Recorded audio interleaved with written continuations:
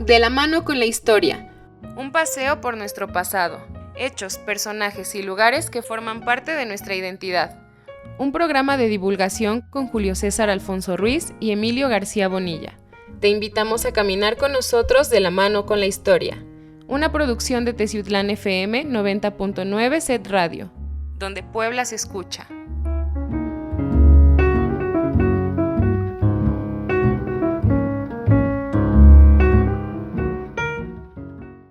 ¿Qué tal, amigos? Muy buenas tardes. Hoy, como todos los miércoles de 6 a 7 de la tarde, los saludamos en su programa de la mano con la historia. Les recordamos que transmitimos desde el Sistema Estatal de Telecomunicaciones Set Radio XHTZ del 90.9 Teciutlán FM, donde Puebla se escucha, teniendo como cabina de transmisión la antigua estación del ferrocarril en la Avenida Hidalgo sin número, Colonia El Pinal, con código postal 73890. Les recordamos que se pueden comunicar con nosotros a los teléfonos 231 31 329 73.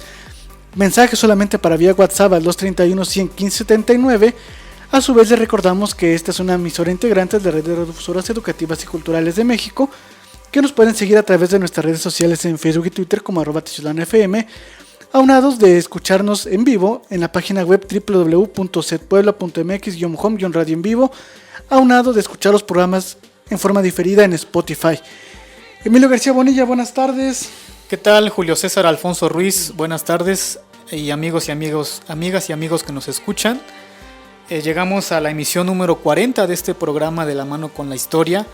El día de hoy abordaremos para todos ustedes un tema de mucho interés y que a la vez en muchas ocasiones resulta desconocido, ya que pocas veces se aborda públicamente y realmente hay pocas investigaciones al respecto. Pero lo bueno es que tenemos en este programa al autor de el libro Teciutlán Emblema Serrano, recientemente publicado, y que en uno de sus capítulos habla precisamente de los proyectos aeronáuticos que estuvieron relacionados con nuestra ciudad de Teciutlán. El autor de este libro pues es ni más ni menos que Julio César Alfonso Ruiz, y pues esa será la temática de este programa. Así es, Emilio, amigos y amigas, y Emilio, pues el libro bien señalas, toca un poco esta industria que casi está en el olvido en la historia de nuestra ciudad. Muy poca gente sabe de estos proyectos aeronáuticos. Incluso mucha gente dice que es mentira que existieron, lastimosamente, porque la documentación está dispersa o está en espacios no tan consecutivamente consultados, pero que sin lugar a duda marcan un antes y un después para conocer qué hubiera sido de nuestra ciudad si se hubieran concretado al menos uno que era el más importante de ellos. Quizá nuestra ciudad sería, no hablo de una capital de nuestro estado, pero sí una ciudad más fuerte de lo que es hoy en día. Pero recordemos que la historia de la aeronáutica en el mundo, y antes de aterrizar en nuestro país y en nuestra ciudad, está casi tan ligada con el proceso de nuestra culturización a lo largo del tiempo y a lo largo de las culturas. Con esto no quiero decir que en todas las culturas se hicieron vuelos, porque no es así. Existen solamente algunos mitos que refieren, pero en ninguna de ellas se tiene un dato conciso que demuestre que se efectuaron vuelos, al menos en las épocas previas a Da Vinci. Así es, pues el deseo de volar por parte del hombre pues lo ha acompañado a través de toda su historia, desde aquellas remotas civilizaciones que veían el vuelo de las aves y de algunos insectos voladores, pues desde luego que surgió en el hombre la inquietud, el interés, la curiosidad por experimentar esa sensación del vuelo, de viajar por los aires. Y tenemos, por ejemplo, la leyenda antigua de Ícaro y Dédalo, dos personajes de la cultura griega. Dédalo era un arquitecto. Se dice que él recibió el encargo de construir el famoso laberinto del Minotauro en la isla de Creta, e Ícaro era su hijo. Sin embargo, cuando terminaron esta construcción, el rey de Creta, que se llamaba Minos, no los dejó salir de ahí, y como era una isla obviamente rodeada de agua, no encontraron otra solución más que huir volando. Y la forma como lo idearon fue construir unas alas con plumas pegadas con cera de abeja. Al principio funcionaron, se cuenta que pues sí lograron despegar desde un acantilado de la isla. Sin embargo, Ícaro, el hijo de Dédalo, se acercó tanto al sol que las plumas pegadas con cera se empezaron a derretir y finalmente terminó precipitándose al mar y muriendo. Pero Dédalo por su parte sí logró salvarse. Esta es una de las leyendas o una de las referencias más antiguas de este deseo del hombre por volar. Y más posteriormente, ya en la época renacentista, tenemos al genio Leonardo da Vinci, quien en el siglo XV, allá en Italia, entre muchas de las actividades que él desarrolló, pues también hizo estudios de aerodinámica, precisamente a partir de la observación del vuelo de las aves. Y estas observaciones le permitieron idear proyectos que en realidad nunca pudo realizarlos. Pero por ejemplo, él realizó proyectos para un paracaídas, para un helicóptero, para un planeador o ala delta y otras máquinas voladoras que sin duda también son una referencia de esa curiosidad que él sentía por experimentar qué se habrá sentido el volar en el aire. Así es, por eso es que la historia de la aviación mundial nos remonta más claramente hacia el siglo XVI con los esbozos que ya ha señalado Emilio. Y por ejemplo, en un libro denominado Historia de la Ciencia de San Agustín a Galileo, refiere a algunos de los experimentos de Galileo y cómo estos inspiraron a que las máquinas voladoras imaginadas por él en un proceso más posterior se llegaron a usar como uso bélico, que es como mayormente se logró su desarrollo, incluso en México. Cerca de 3 siglos transcurrieron para que aquel sueño de conquistar el vuelo se hiciera realidad. La experimentación en Kill Devil Hills, perteneciente al estado de Carolina del Norte, hacia 1903, ejecutada por los hermanos Orville y Wilbur Wright, permitió a los seres humanos agregar a los cielos sus vías de comunicación, uniendo a los países de una forma nunca antes vista.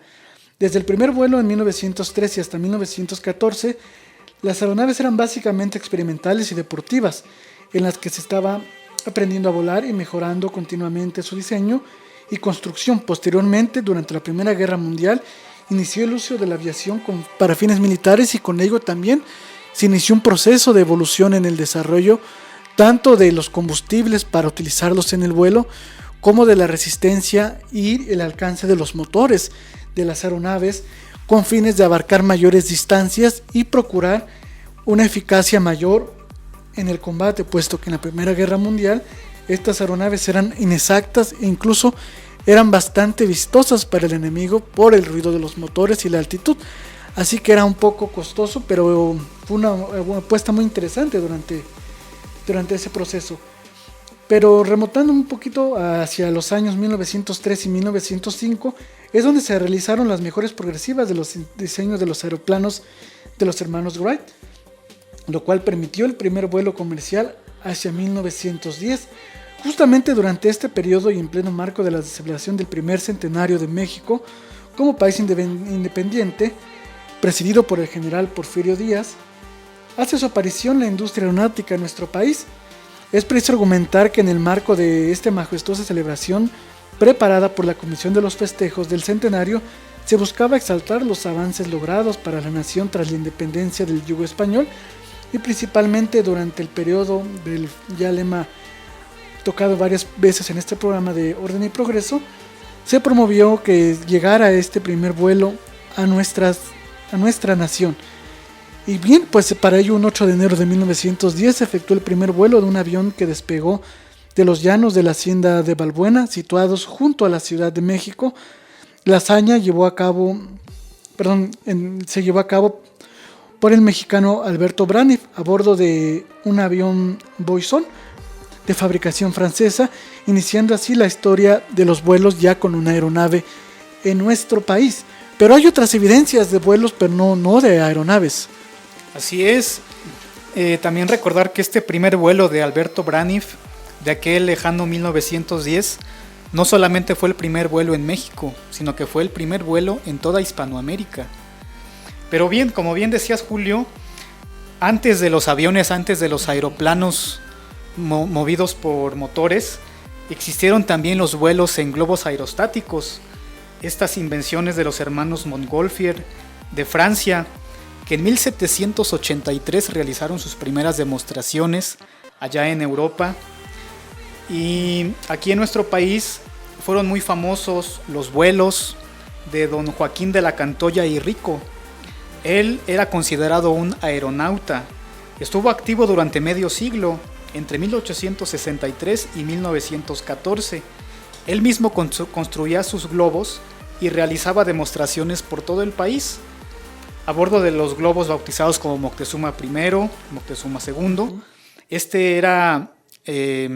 Tenía los colores patrios en las telas del globo, era verde, blanco y rojo, y el globo llamado también Vulcano. Los vuelos este hombre los realizaba vestido de charro o de levita con sombrero de copa, siempre portando la bandera nacional en sus manos. Su último vuelo, el de 1914, fue un poco accidentado porque las ráfagas de aire condujeron al globo hacia el Valle de Chalco, que en ese momento, en plena época revolucionaria, era una zona regida por los zapatistas del general Genovevo de la O, quienes intentaron bajar el globo a balazos, por lo que Cantoya, que ya era un hombre mayor, sufrió un derrame cerebral por la impresión y murió a los pocos días, a la edad de 84 años. Don Joaquín de la Cantoya y Rico, por sus hazañas aeronáuticas en estos globos aerostáticos, él aparece representado en el mural de Diego Rivera que se titula Sueño de una tarde dominical en la Alameda Central, y también en el mural de Juan O'Gorman en el aeropuerto de la Ciudad de México, titulado La conquista del aire por el hombre. Y aquí en nuestra ciudad tenemos la referencia de vuelos aerostáticos a principios del siglo XX, por ahí del año 1901-1902, porque precisamente don Vicente Lombardo Toledano, en uno de sus artículos que escribió en 1961, él rememora lo que él titula Recuerdos de su infancia, y él dice que entre esos recuerdos de sus años de infancia, pues está precisamente la llegada de un circo cada temporada en el verano. Y este circo, además de presentar los espectáculos que todos sabemos de trapecistas, de payasos, de caballos, también presentaba una lanzada de un globo elaborado de lona gruesa de 10 metros de altura que se inflaba con húmedo de alquitrán contenido en bolsas de estopa colocadas en una parrilla sujeta a la boca de la nave aérea. Esta nave, si se le puede llamar así, era tripulada por la esposa del dueño del circo, que se vestía con unas mallas de color rojo para ser vista a la distancia, con una pequeña capa atada al cuello simulando unas alas.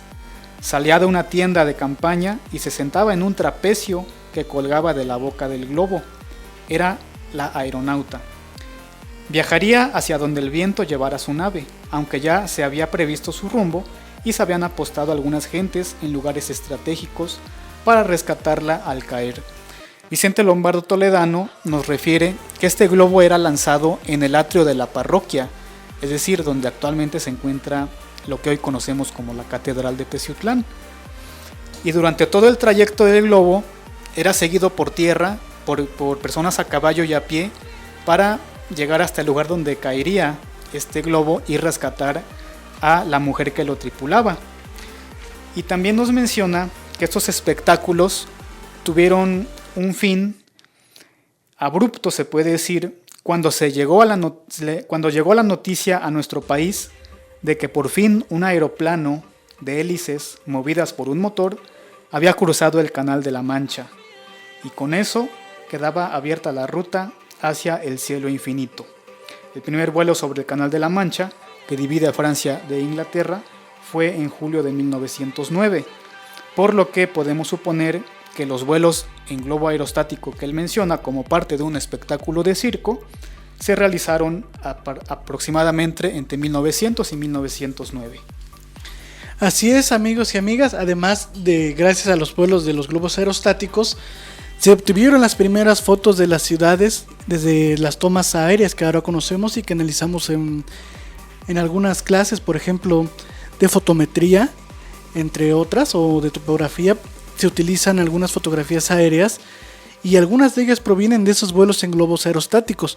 Por ejemplo, una de las primeras fotografías que existen de nuestra ciudad vista desde los aires datan de 1920, justamente durante el vuelo de un globo aerostático reportado en diferentes fuentes, principalmente de las historias de Jalapa, porque justamente en 1920 ese globo se encargó de retratar un desastre natural de un sismo de magnitud 6.9 en escala de Richter, que tuvo como epicentro la localidad de Quimixtlán, perteneciente a nuestro estado de Puebla, y que destruyó las comunidades de Saltillo La Fragua, también de Jalapa, incluso también de Teciutlán, por la magnitud y la cercanía que tenemos con estas latitudes.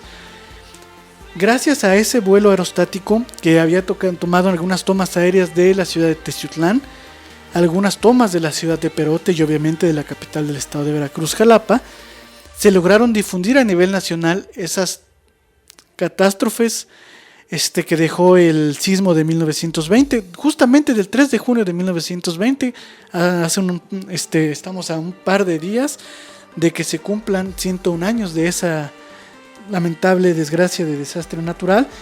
Pero bueno, gracias a estos globos aerostáticos se tiene que Teciutlán pues tenía una vista de una arquitectura muy bien trazada en sus calles y tenía un desarrollo urbano relativamente equitativo a comparación de lo que hoy tenemos. Estaba más ordenado, pero bueno, es una de las ventajas que la fotografía aérea nos brinda. Así es, y a la par del desarrollo de los primeros aeroplanos a principios del siglo XX, también se vivió la época dorada de otros aparatos, de los globos dirigibles, también llamados los cepelines, que eran unos globos de forma alargada que eran propulsados por un motor. Sin embargo, estos globos eran inflados con helio o con hidrógeno. El hidrógeno es un material muy inflamable, por lo que frecuentemente había accidentes, había incendios de estos dirigibles. La época dorada se vivió entre 1900 y 1930, y a partir de 1930 ya se empieza a explotar más la aeronáutica comercial. Incluso hubo algunos viajes transatlánticos en dirigible, pero quizás el desastre más fuerte, más sonado, que puso fin a esta época fue el del dirigible llamado Hindenburg en Estados Unidos, que se incendió en 1937, terminando con la vida de muchas personas. Pero bueno, volviendo a los aviones en nuestro país y a su desarrollo, también hay que mencionar que México tuvo algunas distinciones o algunos hitos al respecto. Por ejemplo, el presidente Francisco I. Madero, el 30 de noviembre de 1911, se convirtió en el primer mandatario en el mundo en realizar un vuelo en avión, porque precisamente en esa fecha, en noviembre de 1911, el piloto Georges Thiot, de una empresa francesa que llegó a nuestro país para hacer exhibiciones y promocionar el uso del avión, él invitó al presidente Madero para que abordara su avión, y él sin dudarlo lo hizo, aunque esa fue una hazaña temeraria, porque en ese tiempo los vuelos en avión pues no eran nada seguros y se corría el riesgo también de sufrir algún accidente.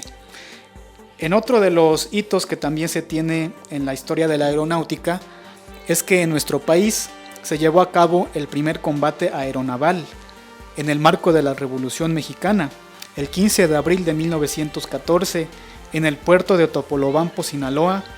Se enfrentaron dos barcos, un barco llamado Tampico, que era de la facción constitucionalista, y el barco llamado Guerrero.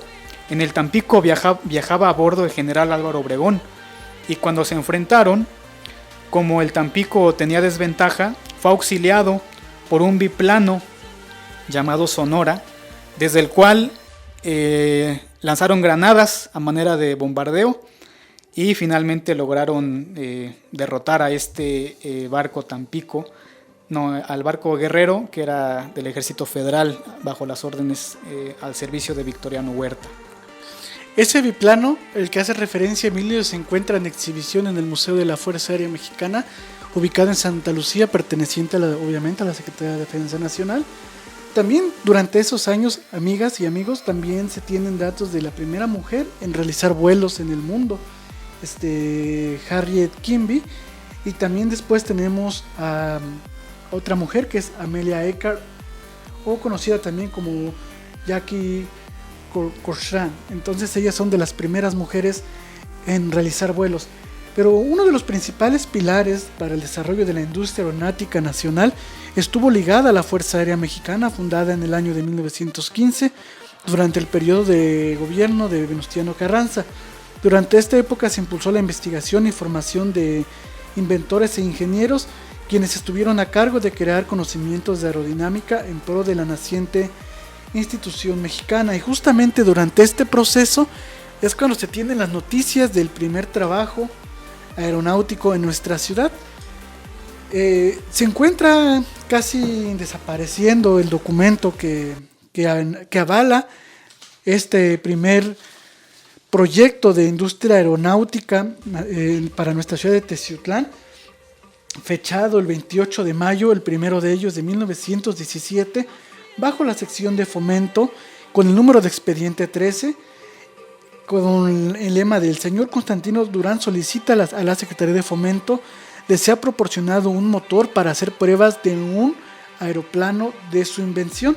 En aquel entonces fungía como primer representante de nuestro municipio al señor y profesor Antonio Dirac, teniendo como secretario a Ismael Rodríguez. Uno de los oficios, y que cito para que amigos conozcan un poquito de lo que se trata este proyecto, dice: para lo que a bien tenga resolver esta secretaría del digno cargo de usted, me concedo la honra de acompañar un escrito que el ciudadano Constantino Durán quiso que por conducto fuera elevado a su superioridad. El señor Durán, que antes me he referido, es una persona honrada y amante del trabajo, por lo que esta presidencia de mi cargo suplica a usted se digne atenderlo en su petición. Protesta usted mis respetos y atenta consideración, Constitución y Reformas, Teciutlán, 28 de mayo de 1917, el presidente municipal y profesor, y afirma el secretario y el presidente municipal. Dicho documento recibió respuesta meses más tarde, el 7 de junio de 1917, en donde se indica: se ha recibido en esta secretaría el atento oficio de usted, fechado el 28 de mayo último, acompañado a una solicitud del ciudadano Constantino Durán, quien pide se le proporcione un motor para experimentar un aeroplano de su invención. La resolución al mencionado curso se dará oportunamente al interesado por el mismo conducto de ese honorable ayuntamiento. Le comunica a usted para conocimiento, Constitución y Reformas, el secretario del Fomento de Industrias y Comercio de México de esa época. Así es, amigos y amigas, pues sin duda este es el primer proyecto del que se tiene registro, como bien lo has comentado, Julio, y lo comentas en tu libro, de este proyecto para construir una aeronave desarrollada por el señor Durán, que como bien lo dices, él solicitó se le fuera proporcionado, le dieran las facilidades para adquirir un motor, porque ya había construido, se puede decir, la base. La carcasa de la aeronave. Y también, amigos y amigas, por ahí de los años 1918, 1920, en nuestro país hubo mucho interés, como bien lo dices, por desarrollar proyectos aeronáuticos. También a partir de la creación de la Fuerza Aérea que ya mencionabas. Y por ejemplo, se construyó el motor Aztatl de 80 caballos de fuerza, el cual tenía la ventaja de enfriarse por sí solo. Era de poco peso, de 380 kilogramos, y consumía 1 litro de gasolina por minuto. Era económico y servía a las mil maravillas para que los alumnos efectuaran su aprendizaje sin riesgos para sus vidas y en caso de deterioro sin grandes gastos para el gobierno. También se inventó esto a partir de los desarrollos de don Guillermo Villasana, que era un capitán del ejército. Él desarrolló también una hélice llamada Anáhuac, construida con madera de roble y caoba. era de un trazo especial acondicionado para que el propulsor tuviera mayor rendimiento. El trazo estaba calculado para funcionar en todo su apogeo a la altura de la Ciudad de México, es decir, a 2.500 metros sobre el nivel del mar y adicionalmente 1.000 o 2.000 metros por encima del nivel del Valle de México. Y en 1918, por ejemplo, también se construye en los Talleres Nacionales de Construcciones Aeronáuticas de Balbuena el primer hidroavión fabricado en nuestro país, que fue probado con éxito en el puerto de Veracruz. Así es, amigos y amigas, sin duda México vivió una época dorada en el proceso de la creación de aeroplanos y biplanos en sus inicios. Y bueno, algunos de ellos, por ejemplo el que se refería hace un rato del Sonora, que era de la marca Martin Purser, seguramente eran muy parecidos a este modelo o al Moise & Kenter, que eran los que existían en su época y que seguramente todos los diseños que se hacían, tanto por ejemplo el del señor Durán, que pudo estar inspirado en estos elementos, como en otros de la industria aeronáutica nacional, son muy semejantes en diseño, porque era lo que había de inspiración o de lo que se conocía para poner a prueba o para diseñar nuevas aves en el cielo. Así es, y también a raíz de esta tecnología trunca que se tiene o desarrollo aeronáutico trunco de nuestro país, dio lugar a la leyenda negra de que a raíz del Tratado de Bucareli, firmado en 1923, uno de los acuerdos secretos era que México no podría desarrollar tecnología en materia aeronáutica y que ese monopolio se le quedaría a Estados Unidos. Pero bueno, les recordamos que estamos transmitiendo el programa De la mano con la historia en su emisión número 40, dedicado a los proyectos aeronáuticos relacionados con Teciutlán, desde el Sistema Estatal de Telecomunicaciones, SET Radio, XHTZ del 90.9 Teciutlán FM, donde Puebla se escucha, transmitiendo desde la antigua estación del ferrocarril de Teciutlán. Los números en cabina para llamadas es el 231-31-329-73 y para mensajes de texto el 231-115-79. Es una emisora integrante de la red de radiodifusoras educativas y culturales de México y pueden seguirnos también a través de Facebook y Twitter en @teciutlanfm y escucharnos vía página web en www.setpuebla.mx/home/radio en vivo. Así es, amigos y amigas, y bueno, regresamos a esto muy curioso que es el tema de la industria aeronáutica en nuestra ciudad. Posteriormente, ya como hemos señalado, ya en la década de los años 20, donde se vive esta euforia por la industria aeronáutica, tenemos una segunda referencia de aeroplanos vinculados a la Perla de la Sierra durante los años de la rebelión escobarista. Estos aeroplanos eran propiedad de nada más y de nada menos que del general Maximino Ávila Camacho, el cual había denominado a su flotilla Teciutlán. Para algunos de los modelos aeronáuticos que él tenía era el Bristol F-2B de la Fighter del Royal Air Corps. Dicho aeroplano fue prestado por don Maximino al Ejército Nacional y se empleó en campaña en 1929 con eficacia para combatir rebeldes inconformes en las zonas de difícil acceso, siendo piloteadas por el teniente Luis Verdeja. Cabe señalar que uno de sus aviones sufrió un accidente en una de sus jornadas de exploración, quedando destruido. Y bueno, esta aeronave, incluso existen fotografías en varios libros como Vivir de pie en el tiempo de don Maximino, de editorial Ánimas. También se encuentra en el libro Hermanos y Gobernantes, también de esta misma editorial, y también se vuelve a referir en él en el libro de La Tercera Estrella, don Rafael Ávila Camacho. También viene una fotografía de esta flotilla de Teciutlanes, que si bien eran de fabricación extranjera, eran propiedad de don Maximino. Y bueno, una fotografía de este aeroplano se tiene aquí en el libro que próximamente estará disponible, de don Rafael Ávila Camacho. Se tiene aterrizando en lo que hoy conocemos como la Magdalena. Ahí se tiene a ese aeroplano. Y justamente también se tiene otras fotografías pertenecientes a la Mediateca de Lina, en donde se tiene en Teciutlán aterrizando un par de aviones Fleet 11 de la Escuela Militar de Aviación, que se preparaban para el vuelo aquí en nuestra ciudad. Entonces tenemos de que fuera de los años 29, de los años 20, se continúan teniendo presencias de aeroplanos en nuestra ciudad, principalmente de índole militar, más que civil, e incluso utilizados como civiles por los personajes que vivieron en esa época y que eran militares de nuestra ciudad. En ese proceso también se tienen unas noticias muy interesantes, que es el inicio de las gestiones ante la dependencia del Fomento de Agricultura y Comunicaciones para crear una ruta aérea y un pequeño aeropuerto en nuestra ciudad. Así es, amigos y amigas, precisamente en el año 1933 se crea una empresa llamada Comunicaciones Aéreas de Veracruz y Teciutlán. Esta empresa era propiedad del ingeniero Francisco Buch de Parada, quien dentro de su proyecto pretendía conectar por la vía aérea a diferentes ciudades de Veracruz como Huatusco, Tuxpan, Misantla, Gutiérrez Zamora, Papantla, Poza Rica y también tocando a nuestra ciudad de Teciutlán.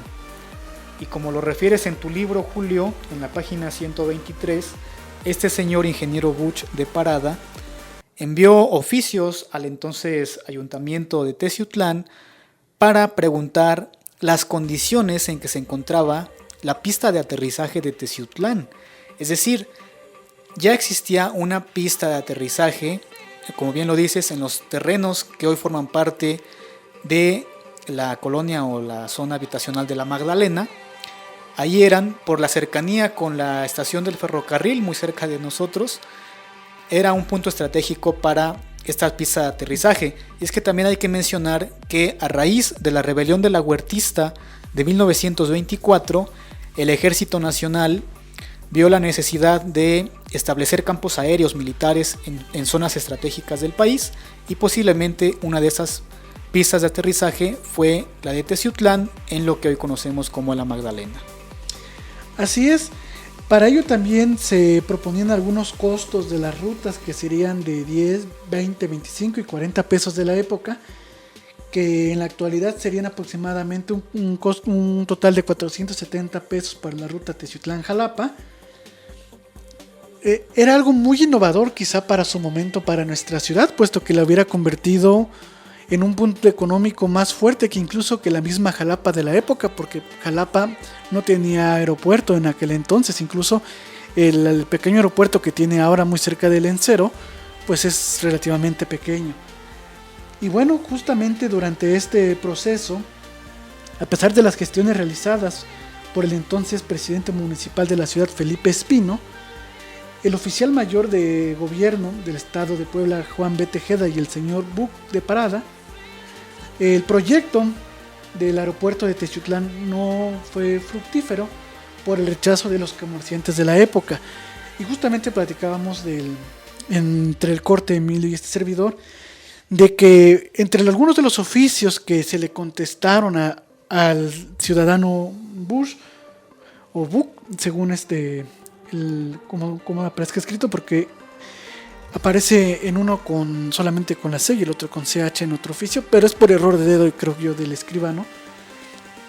Se tiene que los comerciantes se unieron, los comerciantes del entonces mercado municipal y algunos comerciantes de alto poder adquisitivo de nuestra ciudad, de grandes familias, que incluso algunas siguen en vigencia en nuestra ciudad como magnates económicos, decidieron votar por el no, porque hizo una consulta pública a la ciudadanía de si sí o no este proyecto, con el entonces tema de que podría causar un accidente. Pero en realidad lo que había era que ya la gente de alto poder económico de nuestra ciudad ya había ganado la concesión para la construcción de un nuevo ferrocarril, y con ello obviamente el aeropuerto les iba a hacer una competencia para todo el poder económico que podían jalar con esta nueva ruta comercial. Pero hay algo que nos queda muy interesante dentro de la investigación que hizo este servidor para el libro, que ya amablemente Emilio ha hecho señalación de su título. Son los croquis de las pistas de aterrizaje propuestas en 1930, así como las medidas y las pistas, las numeraciones que eran iban a ser 10. Iban a ser 10 las pistas que iba a haber. Y ya estaba también todo el estudio de vientos y también de inclemencias climatológicas, por lo cual, de haberse realizado en este momento, seríamos una de las ciudades más prósperas de toda la región serrano-costeña. Y bueno, pues queda solamente entre los oficios el que pudo haberse hecho con este proceso. Justamente.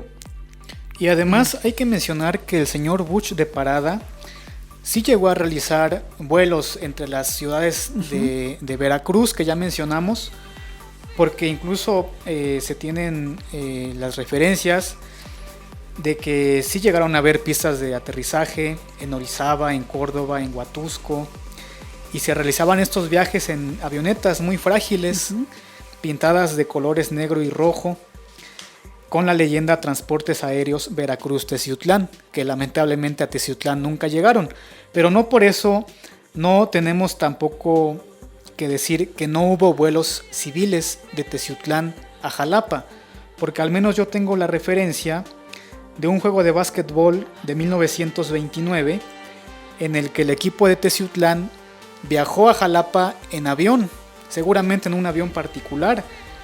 Esta nota la tenemos gracias a don Ernesto Bello Martínez, quien en su revista Hoja de Acanto, él habla de este encuentro deportivo entre las escuadras de básquetbol de Teciutlán y de Jalapa, y él refiere que los de Teciutlán regresaron a esta su ciudad originaria trayendo la victoria a bordo de un avión, y dijo él, de un raudo avión que brilla como llama y cual cóndor por el éter transita. Entonces sí hubo, al menos de forma particular, algunos transportes aéreos civiles de Teciutlán a Jalapa y quizás también alguna otra ciudad cercana de Veracruz. Así es, y justamente también a pesar de no fructiferar el proyecto del aeropuerto de Teciutlán, por ahí una amiga cercana que estudia aeronáutica en el Politécnico Nacional, para su proyecto de tesis va a hacer un modelo a escala del aeropuerto que iba a servir en Teciutlán y que esperemos se exhiba en la ciudad, al menos para que quede constancia de cómo pudo haber sido aquel proyecto que quedó solamente en correspondencia. Y bueno, además se tiene otro intento de crear una ruta aeronáutica hacia los años 60, inicios de los 70, Emilio. Así es, no se dejó abandonando el proyecto del todo, sino que hubo intentos posteriores para la realización de esta pista de aterrizaje y posible aeropuerto en nuestra ciudad. Y por ejemplo se tiene el informe de que el 30 de agosto de 1961 se realizaron varios estudios climatológicos, terrestres y aéreos para ver la posibilidad de que nuestra ciudad contara con servicio de transporte aéreo. Sin embargo, los resultados fueron negativos por la diversidad de corrientes de aire y posiblemente también por la neblina característica de nuestra región. Así es, amigos y amigas, como sabemos, en nuestra comarca, en nuestra región, el tema climatológico siempre ha sido un permeante para cualquier proyecto industrial que se pretenda realizar.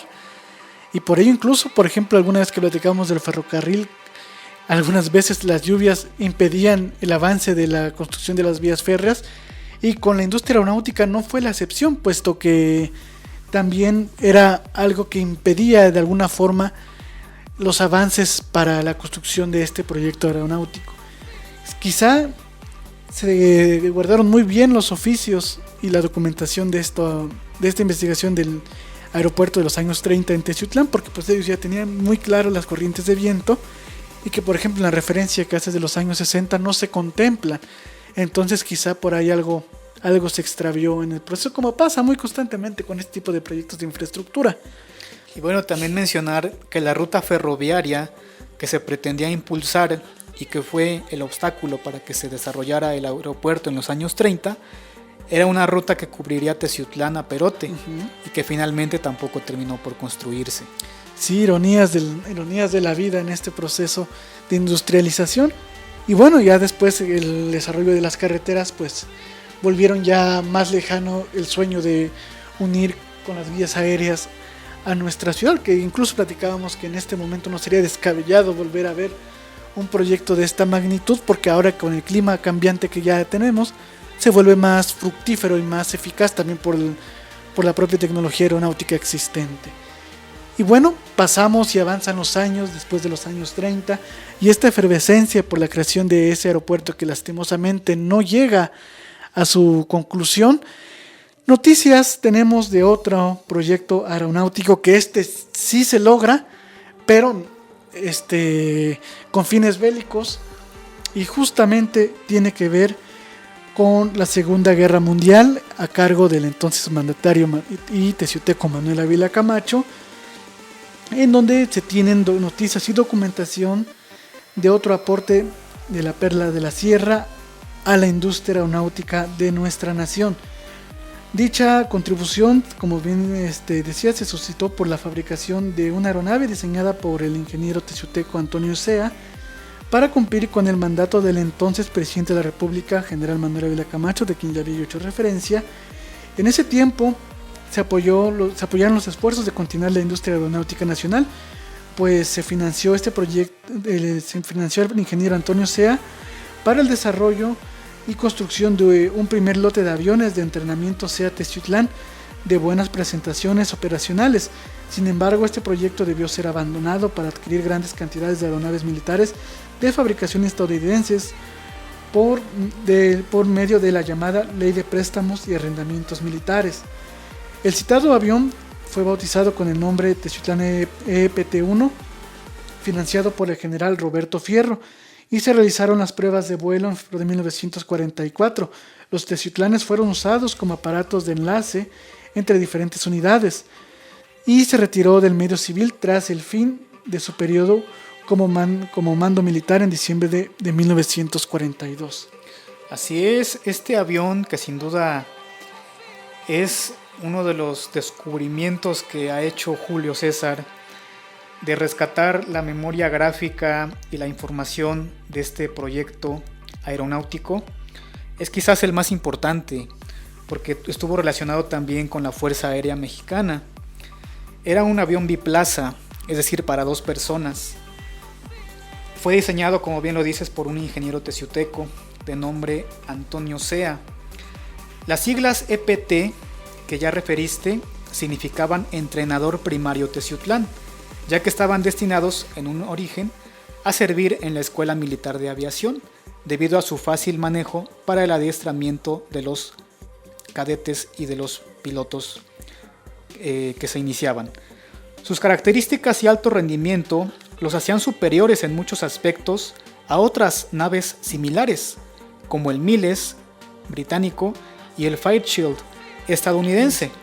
Podían operarse desde pistas poco preparadas con una carrera de despegue de 50 metros y tenían un rango de vuelo de más de 1200 kilómetros y una autonomía en el aire de 7 horas con 30 minutos.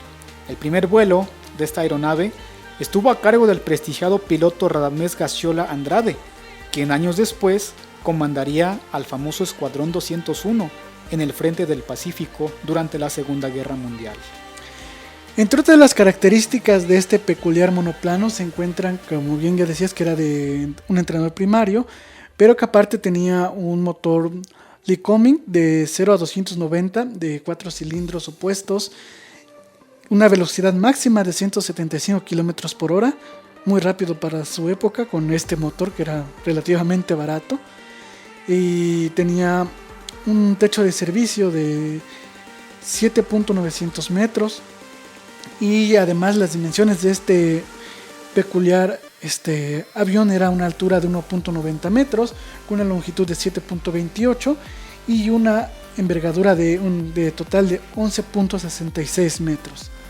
Y bueno, actualmente esta importante aeronave para la historia de la Secretaría de Defensa Nacional y la Fuerza Aérea Mexicana se encuentra exhibido.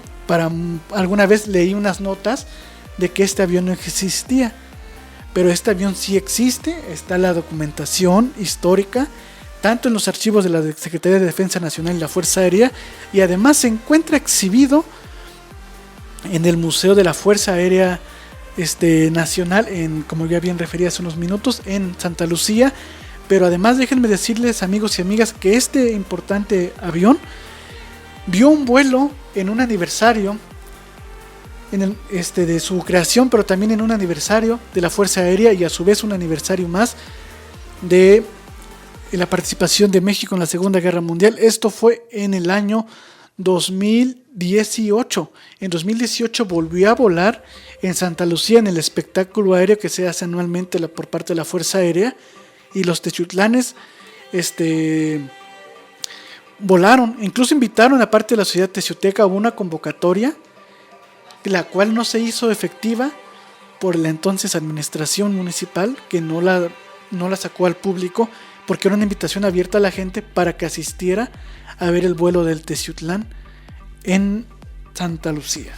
Bueno, seguramente habrá algún registro videográfico o fílmico de ese momento, ¿no? Del vuelo de este avión Teciutlán que se resguarda allá en el Museo de la Fuerza Aérea de Santa Lucía. Bien, este avión tenía su fuselaje hecho de madera y sus alas estaban recubiertas con tela, a excepción del motor, que era un motor norteamericano de la marca Lycoming. El 95% de los componentes de esta aeronave Teciutlán eran de fabricación nacional. El plan original era que se construyera una serie de 50 Teciutlanes. Sin embargo, el proyecto se abandonó debido a que nuestro país se sujetó, como bien lo recordabas, Julio, a la ley de préstamos y arrendamientos para adquirir aeronaves de fabricación norteamericana luego de su ingreso a la Segunda Guerra Mundial a mediados de 1942, de la cual ya hemos hablado en algún programa anterior. Los EPT Teciutlán se integraron a los escuadrones aéreos 205 y 206, sirviendo en operaciones de enlace y patrullaje hasta 1955. Y un dato curioso es que el EPT Sea Teciutlán número 2 aparece en una película protagonizada por Mario Moreno Cantinflas que se titula A Volar Joven, rodada en 1947, y es precisamente ese mismo ejemplar el que se conserva en el Museo de la Fuerza Aérea Mexicana. Así es, justamente por los materiales que bien señalas de construcción, le daba un peso al vacío de 950 libras y en vuelo un total de 630. Además, hay un dato curioso que yo menciono en el libro, en la página 146, una entrevista que le hice a un personaje de aquí de Teciutlán, que alguna vez platicábamos de él cuando hablábamos del centro escolar, que fue alguno de los constructores y que desciende de Juan Crisóstomo Bonilla, quien dice que él en su niñez veía cómo pasaban estas aeronaves que se encargaban de vigilar el Golfo y el Pacífico 4 veces por semana aquí en Teciutlán. Entonces estos aviones sí pasaron por nuestra ciudad al menos 4 veces por semana, como nos señala este personaje, en la época de la Segunda Guerra Mundial. Y bueno, con este tema de la aeronave Teciutlán Sea, que es la más importante, como bien señalas, Emilio, en el aporte de la aeronáutica de nuestra ciudad hacia nuestra nación, y que vale la pena que regrese a nuestra ciudad para ser exhibido y que la gente lo conozca y vea parte del legado del que son herederos y del que debemos de disfrutar todos y todas los teciutecos y teciutecas. Y que, como lo decíamos al inicio de este programa, este avión Teciutlán y los demás proyectos como el de la pista de aterrizaje o el aeropuerto, que no se concretó, pues son desconocidos por la mayor parte de nuestra ciudadanía, pero con este tipo de emisiones de radio que estamos realizando, pues también la idea es que la gente se interese por conocer nuestra historia y que vea que ha habido algunos aspectos realmente muy interesantes y muy importantes para el desarrollo tecnológico de la aviación de nuestro país. Así es. También, bueno, y aprovechando, quisiera mandarle un saludo a Laura Pérez, que siempre nos escucha y que el día de hoy que se transmite este programa de radio es su cumpleaños. Una felicitación para ella, que nos hace favor de escucharnos cada miércoles. Y bueno, además también con ello tenemos que nuestra ciudad no solamente estuvo ligada al ferrocarril como proyecto tecnológico importante, sino que también las aeronaves fueron de interés público desde 1917 en un país semidestruido por la revolución, en un proyecto de nación ahí medio raro con Carranza. Hay una distribución de nuevos pensadores teciutecos y que empiezan a experimentar con nuevos hallazgos tecnológicos y que sin lugar a duda nos dejan una muestra de que en Teciutlán cuando se quieren hacer las cosas en bien. Y bueno, tenemos que no solamente este es de 1917, sino que tenemos también estos datos del aeropuerto y que ojalá y se retomara en un futuro la creación de una nueva ruta aérea que seguramente a comparación de otros años, otras épocas, en este momento sería bien aceptada por la comunidad teciuteca, tanto a nivel civil como a nivel empresarial, por las ventajas de distancias que trae, más que revivir un proyecto ferroviario que ya es más difícil porque han desaparecido la mayoría de infraestructura ferroviaria. El proyecto de la industria aeronáutica creo que es más fácil para un desarrollo de nuestra ciudad y que está en proceso quizá en algún momento de volverlo a ver. Así es, amigos y amigas. A mí me gustaría leer una cita que hace Vicente Lombardo Toledano en el texto que comentaba yo al inicio del programa, que mencionaba este vuelo en globo aerostático en nuestra ciudad.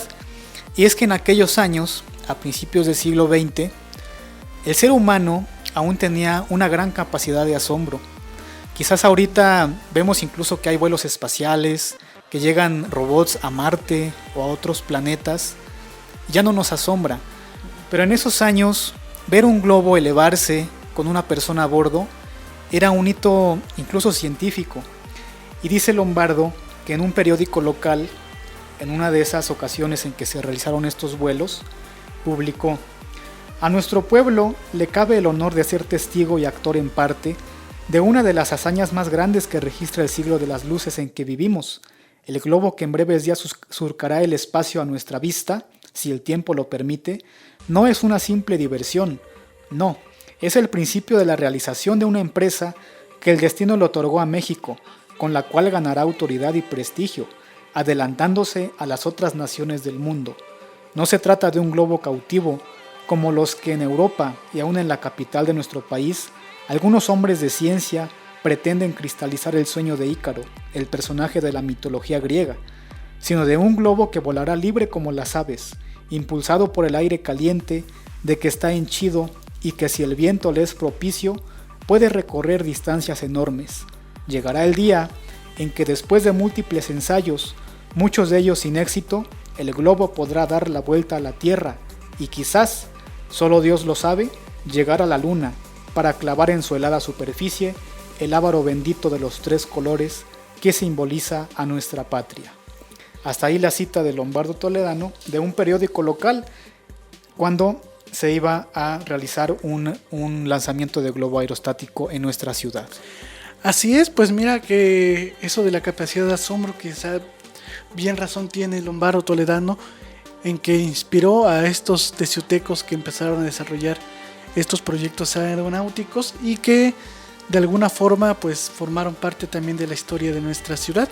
Sin duda alguna también la aviación ha sido un pilar importante para nuestra nación mexicana, puesto que ahora sabemos que tenemos un nuevo proyecto en un aeropuerto, que esperemos que se cumpla y llegue a fin, pero que por ejemplo en nuestra ciudad de Puebla tenemos ya, nuestra capital de estado, un aeropuerto que es en envergadura aceptable para el proceso tanto de transporte de mercancías como transportes públicos. Y bueno, les recordamos que transmitimos desde el Sistema Estatal de Telecomunicaciones CET Radio XHTZ del 90.9 FM, donde Puebla se escucha, teniendo como cabina de transmisión la antigua estación del ferrocarril en Avenida Hidalgo sin número, en Colonia El Pinal.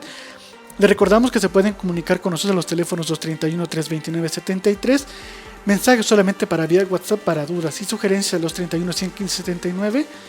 Esta es una emisora integrante de la red de radiodifusoras educativas y culturales de México, que nos pueden seguir a través de nuestras redes sociales, Facebook y Twitter en @TeciutlanFM, aunado a escucharnos en vivo en nuestra página web www.setpuebla.mx/home-radio en vivo.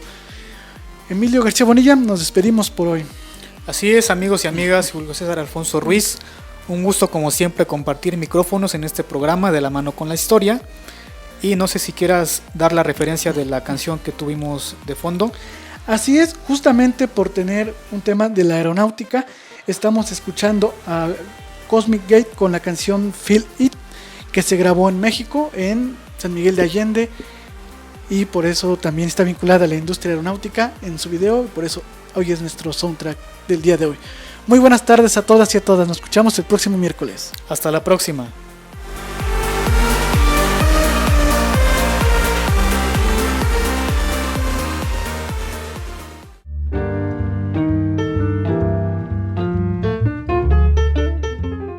Paseando por la historia de esta región y estado, llegamos al final de esta edición. Nos escuchamos con libreta en mano el próximo miércoles para seguir caminando de la mano con la historia. Una producción de Teciutlán FM 90.9 Set Radio, donde Puebla se escucha.